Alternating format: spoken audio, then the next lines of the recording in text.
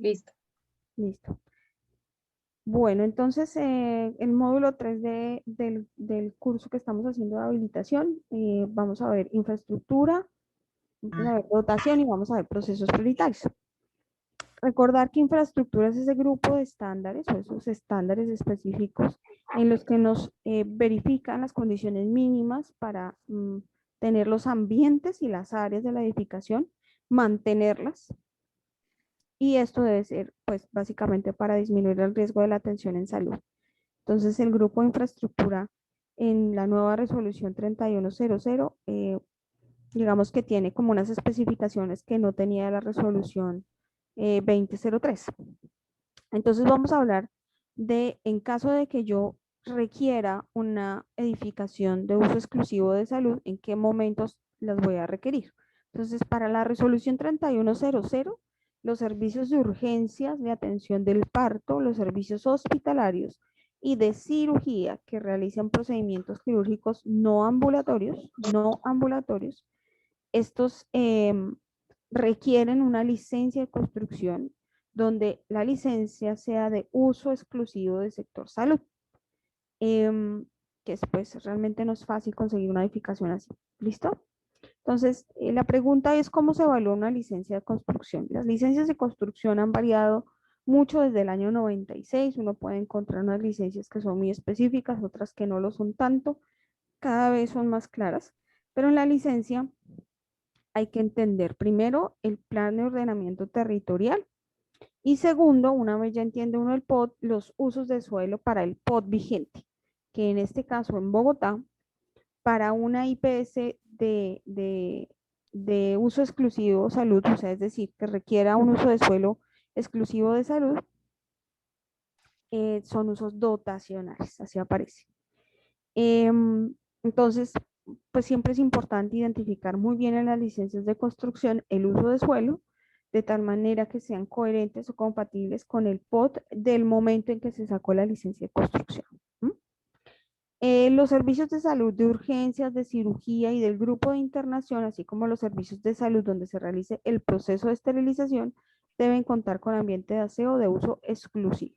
Entonces, para el caso de CECIMIN, cirugía debe contar con su ambiente de aseo de uso exclusivo. Aquí recordamos que cuando hablamos de ambiente, es un ambiente cerrado con una separación piso-techo en la que se pueda diferenciar perfectamente el ambiente de otros ambientes. En la 2003 nos exigían un ambiente de aseo por cada servicio. Eso cambió en la 3100 y en los únicos servicios en los que piden un ambiente exclusivo de aseo son urgencias, cirugía, internación y esterilización. ¿Listo? Los demás servicios lo pueden compartir. Cuando en una edificación de uso exclusivo de salud funcionan más de un prestador de servicios de salud, ¿sí? Pueden ser de consulta externa, de apoyo diagnóstico y complementación terapéutica, y cada uno debe tener su infraestructura separada, ¿listo? Pero sí les permiten compartir el aseo, las salas de espera y las unidades sanitarias. Esto es importante, especialmente cuando compartimos edificación con profesionales independientes y con otras IPs, para saber qué espacios podemos compartir y qué espacios sí deben ser exclusivos. La mayoría de las instituciones en salud están ubicadas en propiedades horizontales, en edificios donde hay más de una IPS. Todo este tema del área de aseo, de las áreas de salas de espera, de unidades sanitarias, son compartidas y además son administradas por un tercero de la propiedad horizontal. Esa administración debe cumplir con todos estos requerimientos. Sin embargo, a ellos no los visita la Secretaría de Salud. Entonces terminan siendo las IPS las que asumen los roles o las responsabilidades de mantener estas áreas conjuntas, especialmente en estos casos de propiedades horizontales. Ya cuando yo estoy en una edificación de uso mixto, entonces la 3100 nos dice que para esas edificaciones nos permite compartir las salas de espera y las unidades sanitarias, pero los ambientes de aseo no se pueden compartir, así que cada IPS debe tener su ambiente de aseo. Eso es súper importante tenerlo en cuenta. No es nuestro caso, pero si usamos o llegamos a hacer algún uso de algún espacio en una propiedad horizontal, el ambiente de aseo debe ser exclusivamente de la IPS. Estas IPS de uso mixto que tienen el edificio donde hay varios prestadores, pues cuántas unidades sanitarias deben tener, la resolución no es específica, no es clara. Sin embargo, se maneja un estándar de un sanitario por cada 15 empleados. Es un estándar que está definido en una resolución de seguridad y salud en el trabajo. Entonces es un estándar que generalmente se maneja, pero que no es verificado por una Secretaría de Salud. En esas edificaciones de uso mixto también pueden funcionar los prestadores que tienen consulta externa, apoyo diagnóstico y complementación terapéutica y los servicios del grupo quirúrgico que son solamente ambulatorios, como nuestro caso. ¿Listo? Entonces es ahí cuando sabemos que nuestra licencia es de uso mixto, así que cumplimos, porque solo tenemos cirugía ambulatoria.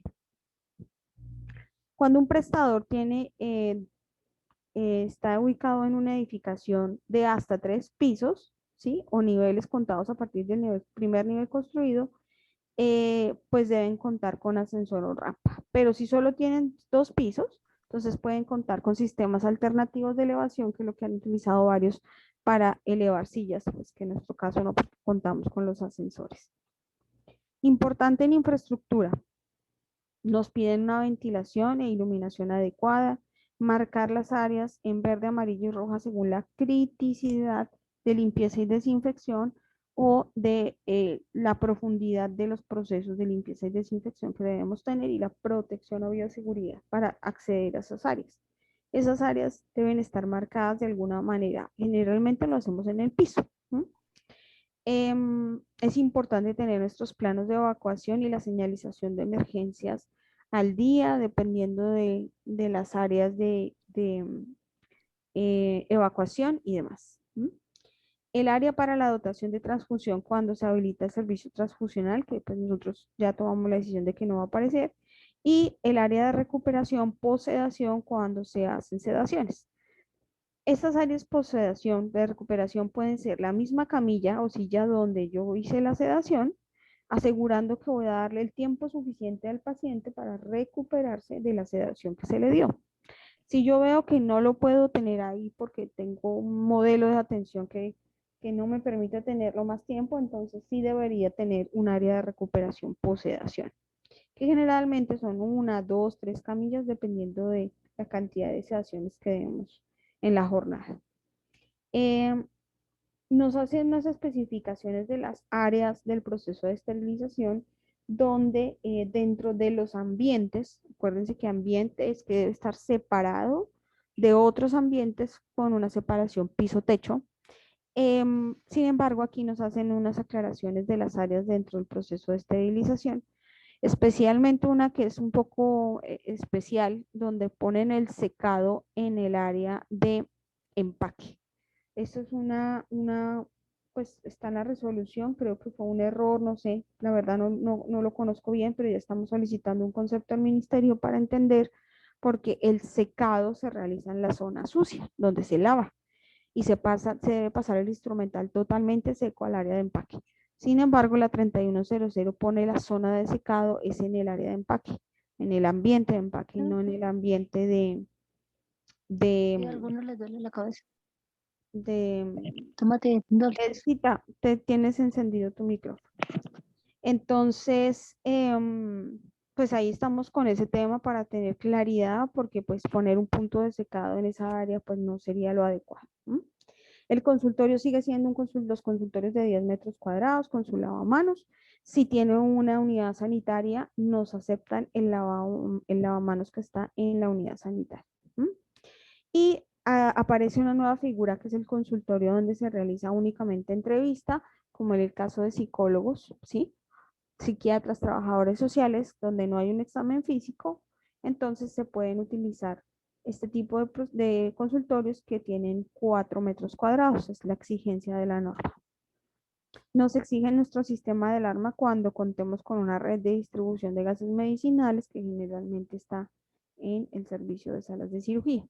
Aparecen estas nuevas denominaciones de salas de procedimientos como parte de la infraestructura, donde dentro de las salas de procedimientos menores aparece la sala de procedimientos o curaciones, la sala de procedimientos de litotricia, la sala de procedimientos endoscópicos, la sala de procedimiento de monitorización electroencefalográfica y los procedimientos terapéuticos con láser de argón o jack láser, que son generalmente oftalmológicos.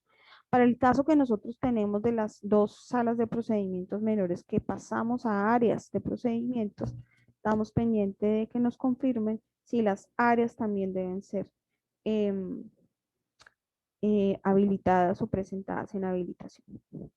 Pero, ¿qué nos piden en una sala de procedimientos menores? Debe tener 8 metros cuadrados, es lo mínimo de área, debe estar en un piso que sea liso, lavable, debe tener las mediacañas entre el piso y las paredes y entre paredes y paredes, debe estar con una pintura epóxica y lavable y debe tener un mesón donde estén el lavamanos y la poceta para el lavado instrumental o el lavado de aquellas cosas que se utilizan en la sala de procedimientos menores. Eso es lo que debe tener una sala de procedimientos menores. ¿Listo?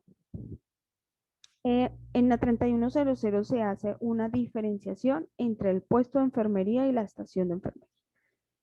Entonces, el puesto de enfermería es un área donde se sienta la enfermera y tenga su computador y pueda monitorear desde ese punto a los pacientes, dependiendo del tipo de servicio donde requiere el puesto de enfermería. En cambio, cuando se lee en la norma la estación de enfermería, lo que tenemos en la estación son varias áreas. Está el puesto de enfermería, el ambiente o el área de trabajo limpio, que puede ser abierta como ustedes lo ven en la fotografía, porque es un área, pero el trabajo sucio sí debe estar ubicado en un ambiente, ¿listo? Aparte de estar cerca. El área o el ambiente para el depósito de equipos biomédicos, que como pueden ver en la foto allá al fondo, pues está el carro de paro y hay algunos equipos. Entonces, ese se puede comportar como el área de depósito de equipos biomédicos, no necesariamente es un ambiente. Y el área o el ambiente para depósito de ropa limpia. En cambio, para ropa sucia sí me exigen un ambiente aparte. Entonces, en ropa sucia sí se requiere un ambiente.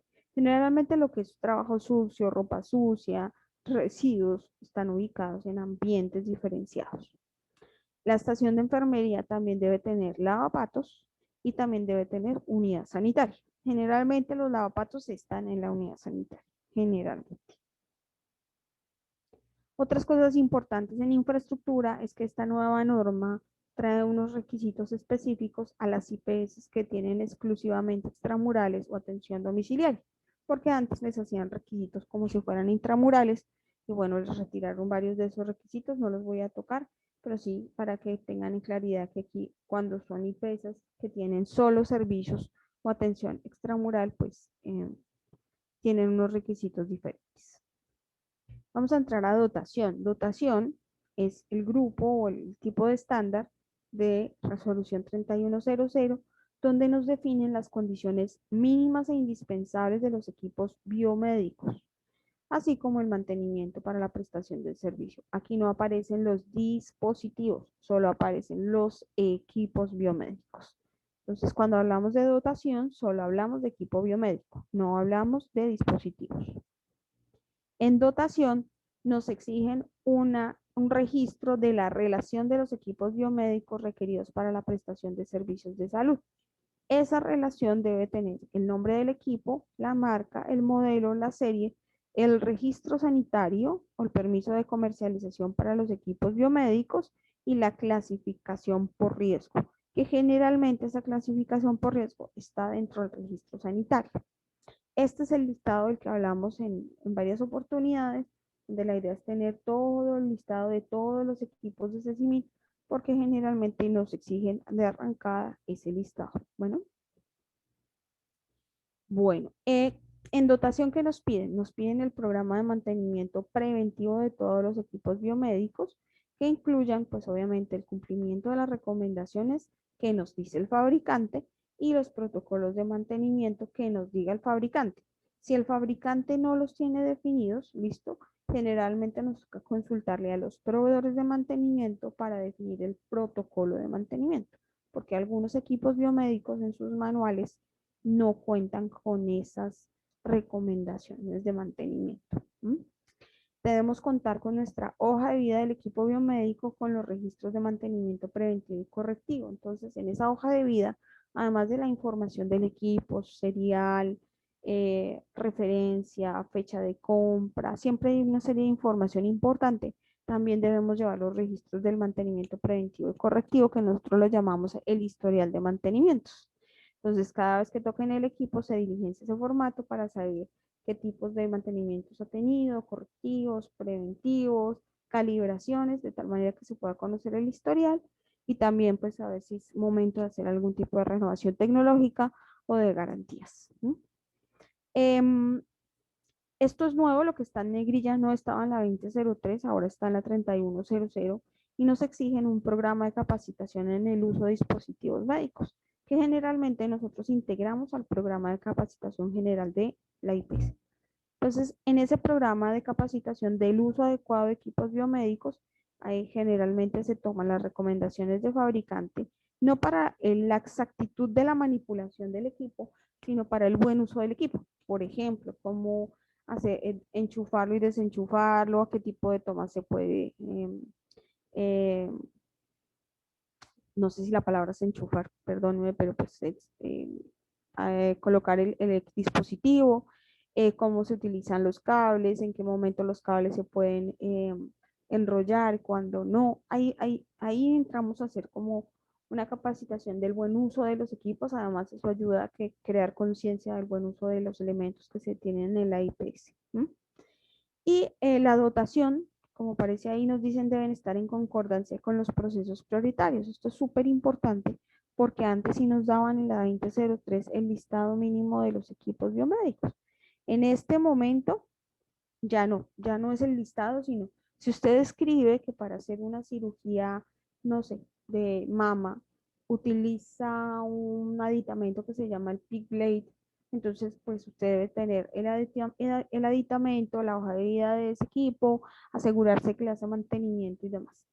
Entonces es muy importante cuando revisamos nuestros procesos prioritarios asegurarnos que lo que estamos escribiendo es lo que usamos y lo que usamos es lo que tenemos hojas de vida. Esta norma es muy, muy de procesos prioritarios. Cuando nos hacen una visita, siempre nos están revisando lo que está escrito. Dependiendo de lo que nosotros escribimos, así mismo nos hacen las solicitudes. Y además nos hacen un requisito donde nos ponen que además de tener estos equipos biomédicos, debemos definir esa suficiencia. Esa suficiencia es tener la capacidad tecnológica en términos de cantidad de equipos y de ubicación de los equipos, de acuerdo a la frecuencia en la que se usan y los tiempos de esterilización, dependiendo de si aplica algo de ello. Entonces, ese estudio de suficiencia de equipos biomédicos es una relación de capacidad instalada básicamente de los equipos, dependiendo del tipo de servicio y de la demanda del servicio. Esto también lo estamos trabajando y seguramente es de lo último que sale dentro del proceso de habilitación, porque pues al final sabremos qué equipos tenemos, qué servicios están ubicados, quién es el responsable y demás. ¿Qué pasa con la calibración de los equipos? En la resolución 3100, la calibración ya no es un requisito habilitatorio. Sin embargo, si el manual del equipo dentro de las recomendaciones del fabricante define que tenemos que hacerle calibración a los equipos, entonces se vuelve un requisito porque hace parte de los protocolos de mantenimiento, como está en la primera parte de esta diapositiva. Por tanto, si el manual menciona la calibración, se deben calibrar estos equipos. Sí, pues dentro de la atención en salud vemos que el riesgo del equipo es alto o que hay una recomendación de pronto no del fabricante, pero sí del proveedor de mantenimiento de hacer una calibración con una periodicidad que definimos nosotros. Entraremos a mirar en qué momento se entraría a hacer la calibración de estos equipos, porque con ellos se toman decisiones médicas, ¿no? Y nosotros tendemos a confiar muchísimo en los equipos biomédicos y pues ellos pueden ser inductores de errores clínicos cuando tienen un error dentro de su medición que me puede inducir a la toma de una decisión clínica inadecuada. Por tanto, la calibración es una manera de controlar, de mitigar ese riesgo, Así que entraríamos a evaluar qué equipos sí se calibran y qué equipos no se calibran. Bueno, entonces aquí hay unas especificaciones de lo que debemos tener en caso de prestar servicios extramurales. ¿M? Como nosotros tenemos atención, ay, perdón, tenemos atención extramural domiciliaria, entonces pues ahí tendríamos que entrar a revisar exactamente qué requerimos y cómo lo vamos a poner en los procesos prioritarios. Importante hacer una aclaración y es que cuando se tienen estas atenciones domiciliarias no debemos elaborar ni adaptar dispositivos médicos sobre medida, que pues para nuestro caso no es requerido. En dotación también nos dejaron el listado de lo que debe tener un carro de paro. Cuando se lee en un estándar de un servicio que requiere carro de paro, ese servicio cuenta con carro de paro, tengo que leer el listado de las cosas que el carro de paro sí debe tener, como estas. Este es el listado que la 3100 trae para los carros de paro y deben tener la totalidad de lo que está aquí. ¿M? Entonces, algunos carros de paro se consideran carros de paro, pero realmente no lo son porque no cumplen con toda la dotación. ¿M? Para los servicios que nosotros tenemos, es para el carro de paro, es para el servicio de quimioterapia y de cirugía. Entonces, estos carros de paro deben tener el desfibrilador bifásico, que debe tener capacidad de cardioversión y los marcapasos transcutáneos y las paletas. Obviamente para adultos y pediátricas si nosotros tenemos atención en niños en cirugía o en quimioterapia. El resucitador pulmonar manual o conocido AMBU, el aspirador o sistema de vacío, pueden ser cualquiera de las dos, el monitor de signos vitales y ese monitor de signos vitales pues debe tener su trazado electrocardiográfico, la presión no invasiva, la saturación de oxígeno, una batería, el laringoscopio, tanto para adultos o niños dependiendo de lo que nosotros definamos y pues nuestro listado de medicamentos y dispositivos médicos e insumos que debe ser acorde al tipo de urgencias o emergencias que tengamos en esos servicios. Entonces, es una tarea que tenemos para revisar, donde vamos a mirar ese listado de medicamentos que están definidos, en qué casos se utilizarían y de acuerdo a las patologías que nosotros manejamos, pues cómo se utilizaría ese carro de paro. Bueno, cuando se cuenta con el servicio de hospitalización paciente crónico con y sin ventilador, cuidado intensivo neonatal, pediátrico y adulto, urgencias y grupo quirúrgico, aquí es todo el grupo quirúrgico, no se exigen contar con un equipo de telecomunicaciones de doble vía y conectividad para notificar a la red de donación y trasplante sobre la existencia de un posible donante. ¿Mm? Que en este caso, pues nosotros, por ser cirugía ambulatoria, deberíamos tenerlo. Sin embargo, estamos hablando con la Red Nacional de Donantes para ver, dado que la frecuencia de identificación de un donante en una IPS de cirugía ambulatoria como la nuestra es casi cero, por no decir cero, para saber qué tan necesario es tener este tipo de equipos que termina siendo realmente un celular, ¿sí? Es tener un equipo de doble vía y conectividad es un celular. Y generalmente en este momento todo el tema de donación se está moviendo por celular.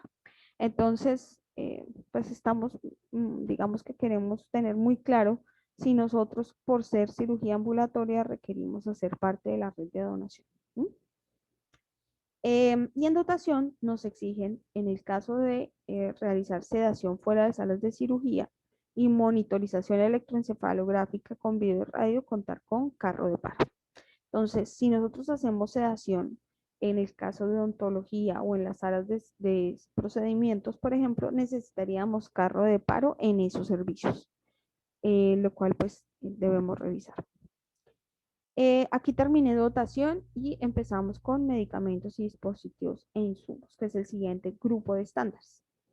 Entonces, en medicamentos, en dispositivos médicos, aquí sí entran los dispositivos e insumos, pues básicamente son esas condiciones mínimas que deben tener eh, estos elementos, ¿sí? Desde su compra hasta su disposición final. ¿Listo? En este grupo también aparecen los componentes anatómicos, los tejidos, por ejemplo, los mencionan en este estándar. ¿Sí? Así que es importante cuando leamos nuestro servicio o los servicios que corresponden a SACIMIN, Si se habla de tejidos o de componentes anatómicos, pues verificar qué nos exigen en este grupo de estándares. Entonces debemos llevar nuestro registro, nuestro listado de medicamentos, que es el listado donde aparecen los principios activos, la forma farmacéutica, la concentración, el lote, la fecha de vencimiento, la presentación comercial, la unidad de medida y el registro sanitario vigente o el permiso de comercialización expedido por el ENVIMA para los medicamentos de uso humano.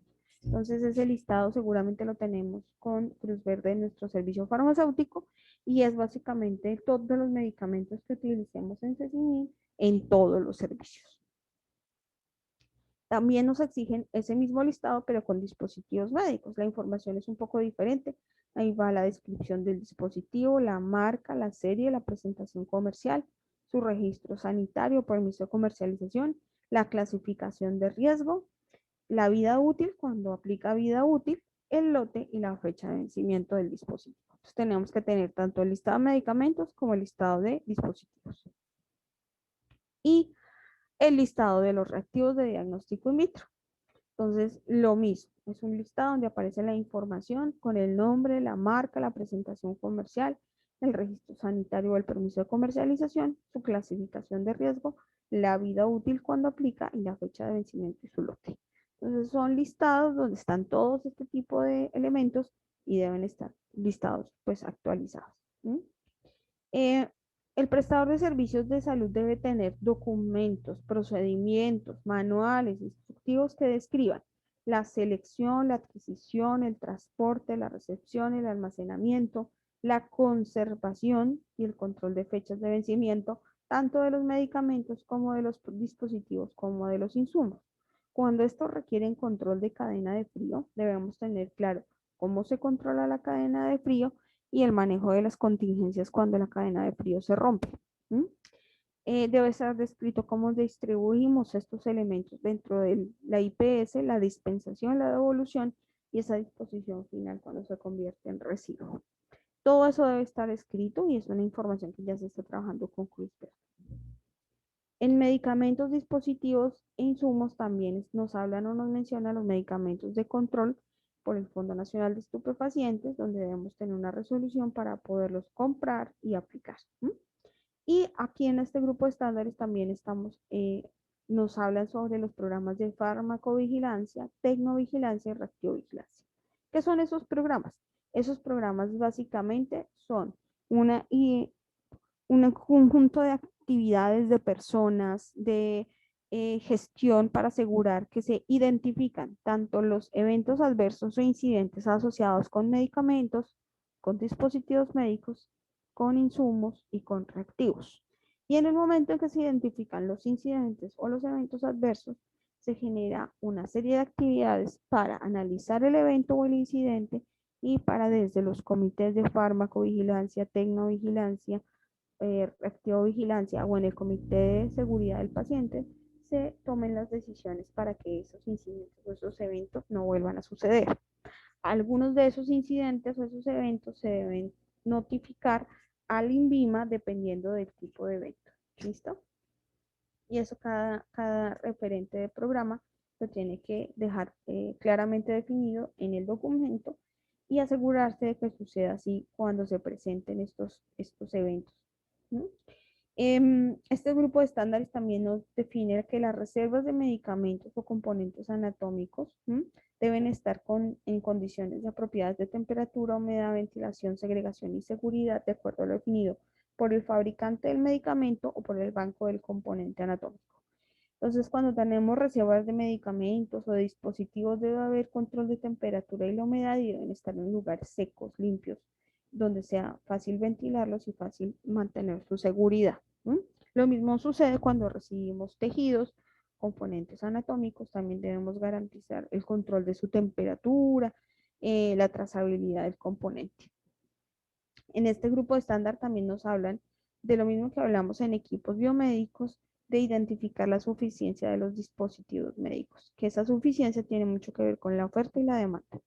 Entonces, termina siendo lo mismo una capacidad instalada de la suficiencia de dispositivos médicos que debo tener y generalmente esa suficiencia se mide por el tipo de procedimiento, más que por el stock o el inventario que yo debo tener, que es diferente, pues en el caso de los equipos biomédicos. En este grupo de estándares también nos definen que el carro de paro debe tener ese listado de medicamentos según los riesgos o las complicaciones que se presenten en los servicios donde tengamos nuestro carro de paro. Tener nuestros BPMs para gases medicinales, que para el caso nuestro no son BPM, sino asegurar que contemos con un procedimiento documentado donde se identifique cómo gestionamos y cómo manejamos nuestros gases medicinales, ya que nosotros no los producimos. ¿Listo? Este grupo de estándares también nos menciona el kit de derrames y de ruptura de medicamentos y el kit de atención para la atención a víctimas de ataques con agentes químicos, que para el caso de los servicios que contamos nosotros no es un requisito. Cuando se define que no tenemos, que tenemos o sea, que hacemos transfusiones, pero no vamos a tener el servicio de gestión pretransfusional, pues hay que tener un documento, un manual o información documentada donde se describa cómo se hacen las transfusiones, que pues para nuestro caso ya no aplica. Ahí concluimos nuestro grupo de estándares de dispositivos médicos e insumos y ahora vamos a hablar de los procesos prioritarios. Este grupo de estándares realmente para mí es el más importante en esta norma y además con los ejercicios de visitas que nos ha hecho la Secretaría, con esta nueva norma, pues nos dimos cuenta definitivamente que la manera en que verifican es muy diferente a como lo hacían con la 2003. Entonces lo que hacen es tomar todo lo que nosotros como IPS hemos documentado eh, y sobre estos documentos, sobre estos protocolos, sobre estos manuales, hacen la verificación. Entonces, ¿cuáles son los procesos prioritarios para la resolución 3100? Es la existencia obligatoria y socialización. Pues recuerden que además no solo de tener documentado, sino asegurar que ha sido socializado los principales procesos asistenciales que condicionan directamente la prestación con el menor riesgo posible en los servicios de salud.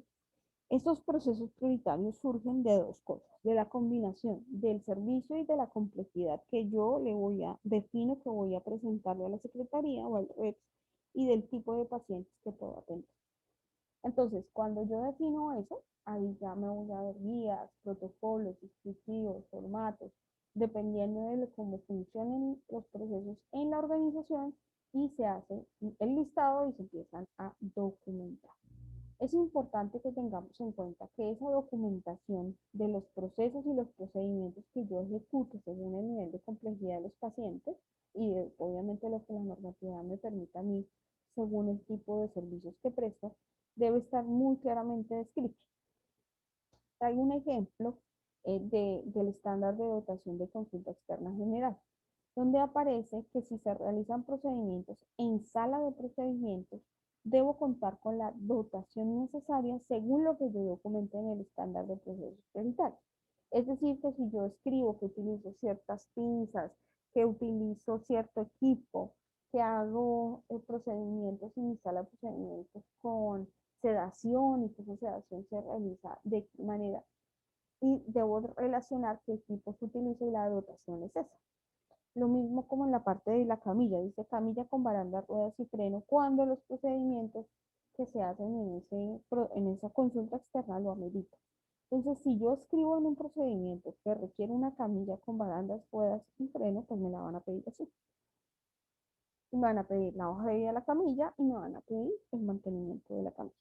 Entonces, en los procesos prioritarios ahora sí que es importante tener claro esto, que todo lo que nosotros escribamos o decidamos escribir en nuestros procesos prioritarios es totalmente verificado y deben estar actualizados. Esto nos demanda estar alertas cada vez que yo haga un cambio, una actualización o defina un nuevo protocolo, un procedimiento nuevo, lo tenemos que documentar y tenemos que asegurarnos que en la documentación aparezcan tanto los insumos como los medicamentos, como la dotación, como el recurso humano y la infraestructura requerido para ese procedimiento, porque es básicamente lo que van a entrar a mirar en una visita. En estos procesos prioritarios también, pues digamos que está lo mismo que estaba en la 31, en la 2003, perdón, sobre todo el tema de política de seguridad del paciente.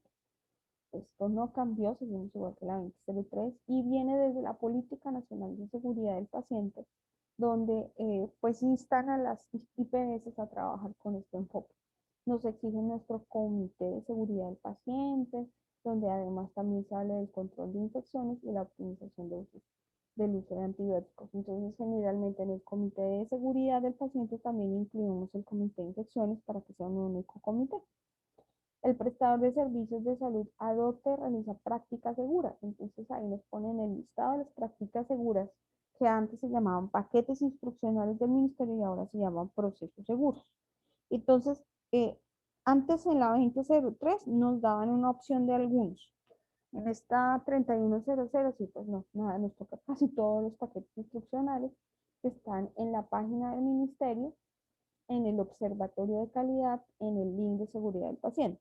Lo pueden buscar en Google colocando Observatorio Nacional de Calidad, paquetes instruccionales, y ahí van a encontrar los paquetes de seguridad del paciente. Esos paquetes son unas guías de práctica clínica que fueron desarrolladas, ya van en versión 2, que fueron desarrolladas por un grupo de personas dedicadas a la seguridad del paciente, donde hicieron una revisión juiciosa de la evidencia para saber cuáles son esas barreras de seguridad que son necesarias para que se minimicen los riesgos y se minimice la posibilidad de tener eventos adversos por la atención en salud.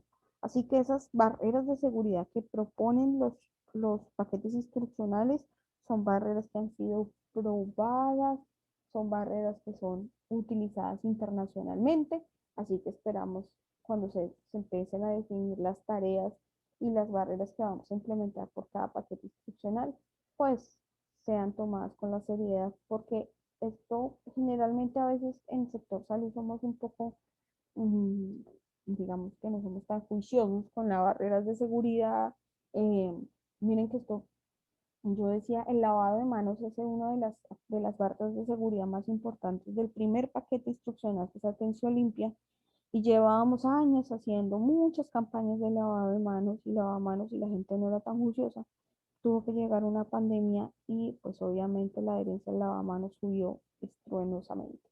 Así que esperamos que no tengamos que vivir cosas como esas para aprender a hacer una lista de chequeo de cirugía segura como debe ser, o hacer una chequeo de identificación del paciente o de sus alergias. No esperemos que pasen cosas graves con los pacientes para aprender. Todo eso está en el paquete, en la capacitación que vamos a dar de seguridad del paciente prontamente. Pero aquí está para mostrarles que esto está concatenado con la habilitación y que la seguridad del paciente en la normatividad de prestación de servicios es el enfoque más importante. También en procesos prioritarios nos habla de esa cultura de seguridad del paciente, donde nos invitan a hacer la capacitación del personal, no solo en seguridad, sino en los principales riesgos de la atención. Así que vamos a verificar nuestras matrices de riesgos para evaluar cuáles son los riesgos de la atención según los servicios y capacitar a las personas en esos riesgos. ¿Listo? Y aquí también nos invitan a trabajar con el paciente y su familia para que el autocuidado haga parte de la seguridad del paciente, porque uno de los actores más importantes de la seguridad es el paciente y su familia. ¿Sí? En procesos prioritarios nos hablan de la información documentada de las actividades y procesos que se realizan de acuerdo al objeto, alcance y enfoque diferencial. Esto es súper importante. Así que en los protocolos y en los procedimientos ustedes van a ver que vamos a colocar tanto el objetivo como el alcance como el enfoque diferencial. Todos los documentos asistenciales lo deben tener. Y esos documentos asistenciales son, por ejemplo, si yo voy a hablar de un protocolo de no punción, el enfoque diferencial es que ese protocolo aplica tanto a adultos, a niños, a mujeres y a hombres. ¿Sí? Em, y que dentro del protocolo voy a colocar la diferenciación de qué se pone para un niño, qué se utiliza para un adulto, qué se utiliza para el caso de un paciente que es diestro, si utilizo la izquierda, bueno, dependiendo de. Si yo voy a hablar de, por ejemplo, de una cirugía de mama, entonces ahí es claramente el enfoque diferencial es por género, solo es aplicable a las mujeres, en edades de tal a tal edad, bueno, dependiendo de lo que definamos. o también pueden aplicar para hombres, pero en caso oncológico, bueno, tenemos que describir claramente el enfoque diferencial.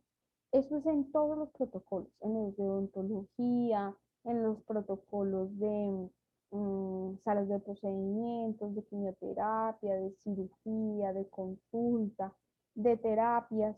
Hay que describir siempre el enfoque diferencial y ustedes lo van a encontrar en los documentos que estamos revisando. ¿Sí? Yo también puedo hacer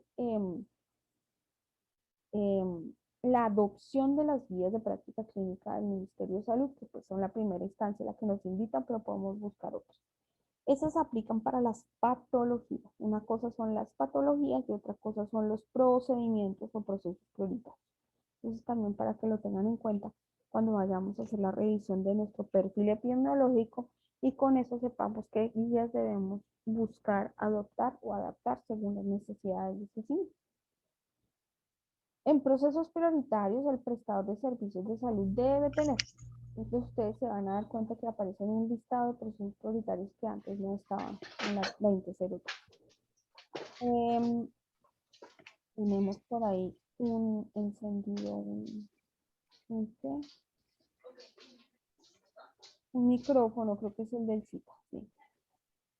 Entonces, bueno, en este grupo de ese listado de información documentada nos incluyeron la detección, prevención y disminución del riesgo de accidentes e incidentes de carácter radiológico, que eso pues no estaba antes. Aquí ustedes se van a dar cuenta que vamos a concluirlo tanto para radiología como para cirugía, donde utilizamos equipos de radiación ionizante.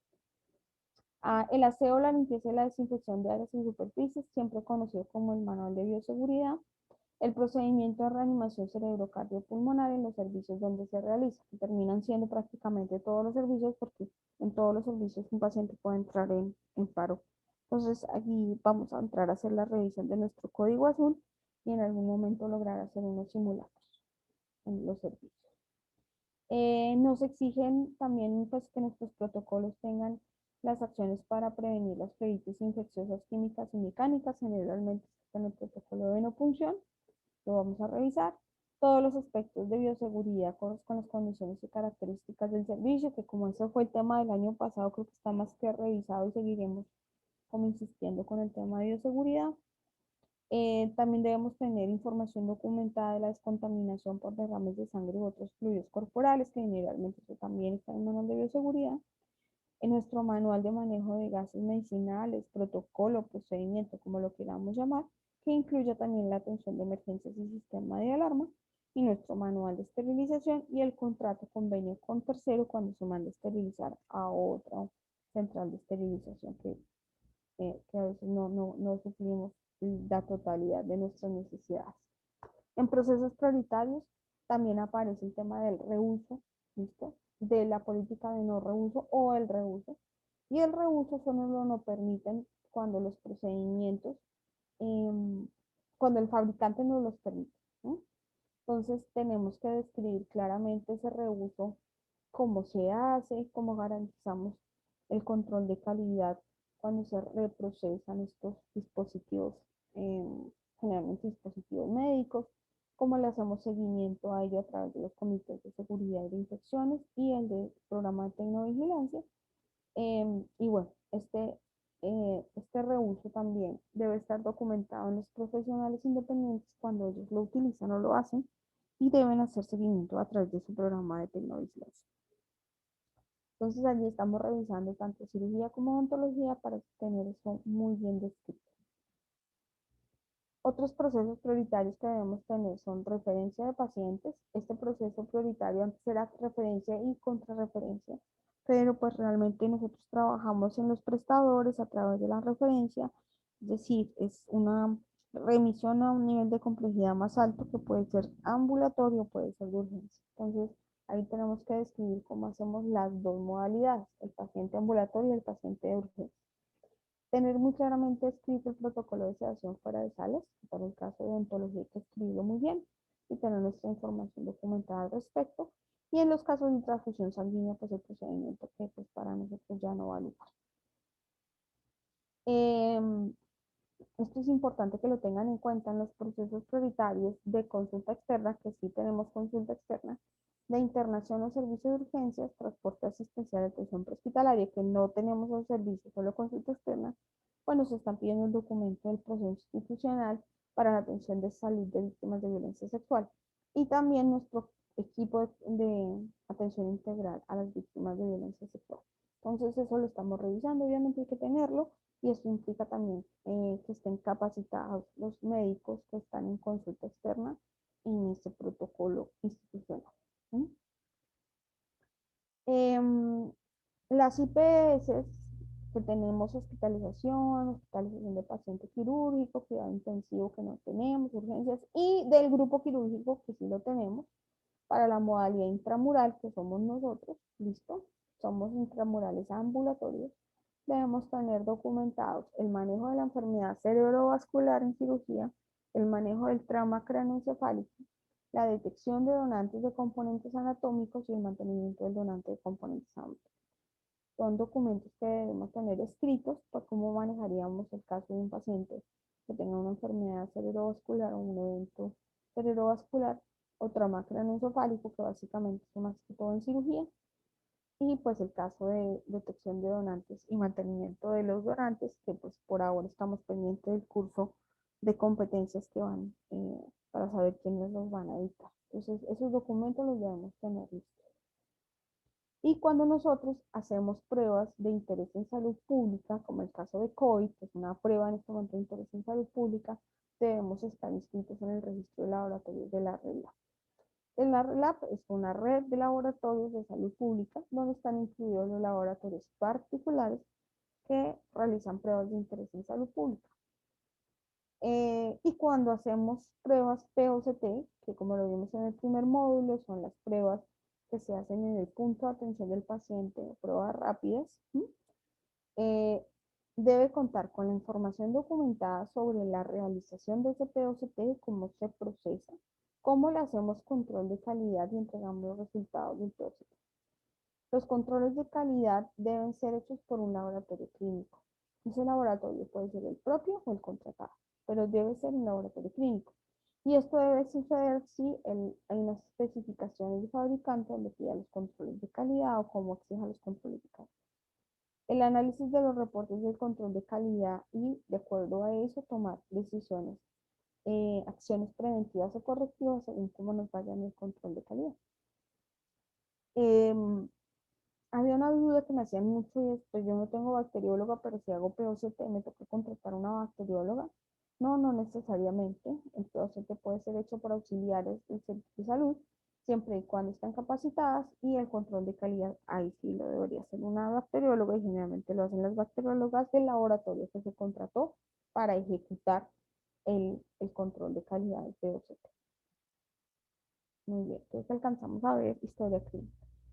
Entonces, historia clínica es el siguiente estándar y es básicamente las condiciones mínimas que debe cumplir la historia clínica y los registros asistenciales. En esta norma empezaron a hablar de registros asistenciales, para asegurar la trazabilidad de la atención en salud. La historia clínica única en Colombia es un compromiso del ministerio que pues estaba reglamentada para concluir en el año 2015, pues eso no sucedió, entonces todavía están haciendo los procesos para, eh, para que todos tengamos como prestadores unos sistemas de información que permitan al ministerio crear la historia clínica única para que tengamos acceso a todas las historias clínicas de los colombianos desde cualquier lugar del país. ¿Sí? La historia clínica debe ser única por paciente. Yo no puedo tener varias historias clínicas del paciente, solo debe ser una. Las anotaciones que yo revise deben contar con la fecha y la hora en que hice la anotación o la atención, con el nombre completo y la firma del autor de la misma. Asegurar que yo entro con mi usuario y mi clave y que las notas quedan a mi nombre y no presto mi usuario y mi clave para que hagan notas. A veces los médicos no somos tan juiciosos y prestamos nuestros usuarios y nuestras claves. En la historia clínica también hacen énfasis en el procedimiento del consentimiento informado, que es un procedimiento que antes hacía parte de uno de los paquetes instruccionales, ahora están incluidos en la historia clínica, y es básicamente asegurar que el médico tratante, la enfermera que va a hacer el procedimiento, informe al paciente y éste tome la decisión consciente y voluntaria de que sí pueden hacerle su tratamiento odontológico. Entonces el odontólogo le explicó, la enfermera le explicó, el médico le explicó, tuvo oportunidad de hacer sus preguntas, tuvo la oportunidad de despejar sus dudas y ahí sí firma. La firma es solo la legalización de lo que ya se hizo con el consentimiento informado, que el consentimiento informado es una decisión, no es un papel. ¿Sí? Y en este requisito nos dejaron la tarea muy juiciosos de tener una certificación de un ingeniero de sistemas con tarjeta profesional, así que tú vas a tener copia de la tarjeta que avale las, los sistemas de información y que nos asegure a través de esa certificación que el sistema de información cumple con características de autenticidad, fiabilidad, integridad y disponibilidad de los documentos en el archivo, que cumplan con toda la normatividad del Archivo General de la Nación, de la Superintendencia de Industria y Comercio y del MINTIC, del Ministerio de las Tecnologías. Entonces, pues ya estamos con esa tareita. Y bueno, en las visitas nos piden la certificación. Lo importante es que la certificación tenga esa descripción y sea firmada por un ingeniero de sistemas y tener copia de su tarjeta profesional. En la historia clínica, entonces, están los registros asistenciales que ahora son transfusión sanguínea y todo lo que tenga que ver con la central de esterilización, seguimiento de los indicadores químicos, biológicos y físicos. Todos esos papeles se consideran registros asistenciales. Así que ellos deben guardarse por los mismos 15 años que la historia clínica. Eso es súper importante que lo tengan claro. Todo lo que salga de central de esterilización va a tener que guardarse los mismos 15 años que la historia clínica. ¿Listo? Para las trazabilidades de la central de esterilización. Y aquí nos hacen una aclaración, pues para los casos de ciertos servicios que para nosotros aplica por tener servicio del grupo quirúrgico, debemos tener formatos del registro de donantes detectados, el registro de la consulta del documento de voluntad anticipada del paciente que fallezca dentro de nuestro servicio, que ojalá nunca suceda o no sucederá, y registros en la historia clínica de la información sobre ese proceso de donación que pues surtamos, que pues para el caso de nosotros es muy difícil llegar a eso porque somos cirugía ambulatoria.